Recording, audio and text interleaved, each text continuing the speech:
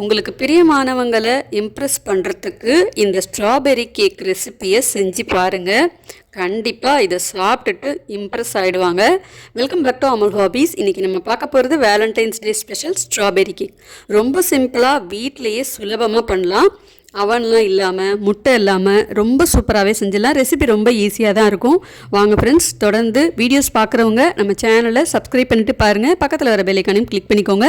இன்ஸ்டாகிராமில் இதே மாதிரி லென்த்தி வீடியோஸ்லாம் எனக்கு பார்க்க பிடிக்காது, ஷார்ட்டாக தான் பார்க்க பிடிக்கும் அப்படின்னா ஐடியா ஃபாலோ பண்ணிக்கோங்க. டிஸ்கிரிப்ஷனில் கொடுக்குறேன். இப்போ நம்ம ரெசிபி பார்க்கலாமா? ஸ்ட்ராபெரி எல்லாத்தையும் நல்லா தண்ணி ஊற்றி கழுவிடுங்க. ஏன்னா அதில் மண்ணெல்லாம் இருக்கும். மண்ணெல்லாம் இல்லாமல் நல்லா தண்ணி ஊற்றி கழுவிட்டு அதுக்கப்புறம் இந்த மாதிரி சின்ன சின்ன பீஸாக கட் பண்ணி எடுத்துக்கலாம். கட் பண்ண ஸ்ட்ராபெரி எல்லாத்தையும் ஒரு சின்ன பவுலில் போட்டு வச்சுருக்கேன். இப்போ இதை அப்படியே ஒரு பேனுக்கு மாற்றிட்டு கூடவே ஒரு 4-5 டேபிள் ஸ்பூன் அளவுக்கு சர்க்கரை சேர்த்துக்கோங்க. சர்க்கரை சேர்த்துட்டு அடுப்பு நல்லா சிம்மில் வச்சு கிளறிக்கிட்டே இருந்தீங்கன்னா சர்க்கரை கொஞ்சம் கொஞ்சமாக உருகி இந்த மாதிரி நல்லா மெல்ட் ஆகிடும். கரண்டி வச்சு நல்லா இந்த ஸ்ட்ராபெரி துண்டுகளெல்லாம் நசுக்கி விட்டிங்கன்னா நல்லா கரைஞ்சி ஜாம் மாதிரி வந்துடும். இப்போ இதை அப்படியே ஆற வச்சிடலாம். ஒரு மிக்சிங் பவுலில் 1 கப் மைதா மாவு, 3/4 கப் பொடித்த சர்க்கரை, ஒரு பிஞ்சு சால்ட்டு சேர்த்துட்டு நல்லா கட்டி இல்லாமல் சலிச்சு எடுத்துக்கோங்க. கூடவே 1/4 கப் வாசனை இல்லாத எண்ணெய், 2 டேபிள் ஸ்பூன் புளிக்காத தயிர், 3-4 சொட்டு வெனிலா எசன்ஸ், கலருக்காக ஒரு 3-4 ட்ராப்ஸ் ரோஸ் எசன்ஸ் தான் சேர்த்துக்கிறேன். 1 teaspoon baking powder, 1/2 teaspoon baking soda சேர்த்துட்டு நல்லா ஒரு தடவை கலந்துக்கோங்க.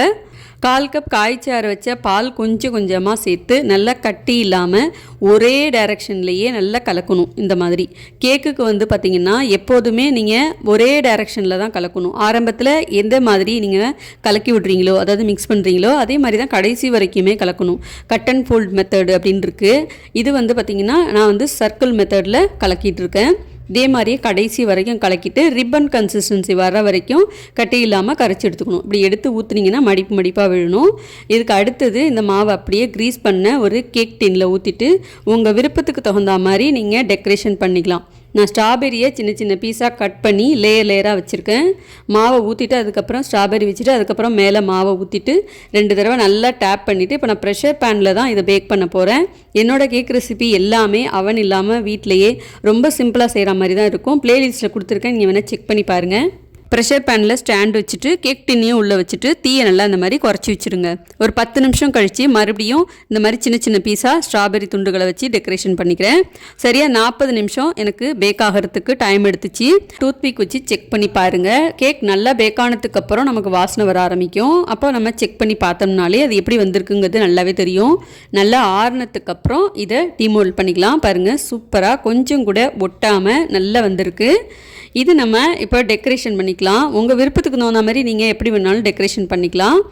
இப்போது இந்த மேலே உள்ள லேயரை மட்டும் நான் கட் பண்ணி எடுத்துகிட்டு ஸ்ட்ராபெரி ஜாம் செஞ்சு வச்சுருந்தோம் இல்லையா, அதை இது மேலே வச்சு டெக்கரேஷன் பண்ணிக்கிறேன். இல்லை எனக்கு க்ரீம் வச்சு தான் சாப்பிட பிடிக்கும் அப்படிங்கிறவங்க விப்பிங் க்ரீம் யூஸ் பண்ணி க்ரீம் வச்சு டெக்கரேட் பண்ணியும் சாப்பிடலாம். நான் இன்றைக்கி சிம்பிளாக எப்படி செய்யலாம் அப்படிங்கிறது தான் நான் உங்களுக்கு சொல்லியிருக்கேன். கட் பண்ண அந்த கேக்கோட மேல் லேயர் இருக்கு இல்லையா, அதை மிக்ஸி ஜாரில் போட்டு லைட்டாக பொடி பண்ணிவிட்டு அதையும் மேலே இந்த மாதிரி தூவி விட்டுருக்கேன். என்னோடய க்ரியேட்டிவிட்டிக்கு தகுந்த மாதிரி நான் இதை டெக்கரேட் பண்ணியிருக்கேன். நல்லாயிருக்கா அப்படிங்கிறத கமெண்ட்டில் சொல்லுங்கள். இந்த கேக்கு அப்படியே ஒரு 1 மணி நேரத்துக்கு ஃப்ரிட்ஜில் வச்சுருங்க. நல்லா செட் ஆகிடும். அதுக்கப்புறம் சாப்பிட்றதுக்கு நல்லாயிருக்கும். ஃப்ரிட்ஜில் 1 மணி நேரம் வச்சு எடுக்கிறதுக்குள்ளரே என் பசங்களுக்கு சாப்பிட்றதுக்கு ஆர்வம் தாங்க முடியல. ஒரு வழியாக எடுத்து பீஸ் போட்டு சாப்பிட்டு பார்த்தாங்க. சாப்பிட்டுட்டு ரொம்ப நல்லா இருக்குன்னு சொன்னாங்க. பேக்கரியிலலாம் கிடைக்கிறத விடவே ரொம்ப நல்லா இருக்குன்னு சொன்னாங்க. கண்டிப்பாக நீங்களும் இந்த வேலண்டைன்ஸ் டேக்கு செஞ்சு பாருங்கள். உங்களுக்கு பிடிச்சவங்கள இம்ப்ரெஸ் பண்ணுறதுக்கு நீங்கள் என்ன பண்ணலாம் அப்படின்னு யோசிச்சுட்ருக்கீங்களா? இந்த ரெசிப்பியை செஞ்சு கொடுத்து பாருங்கள்.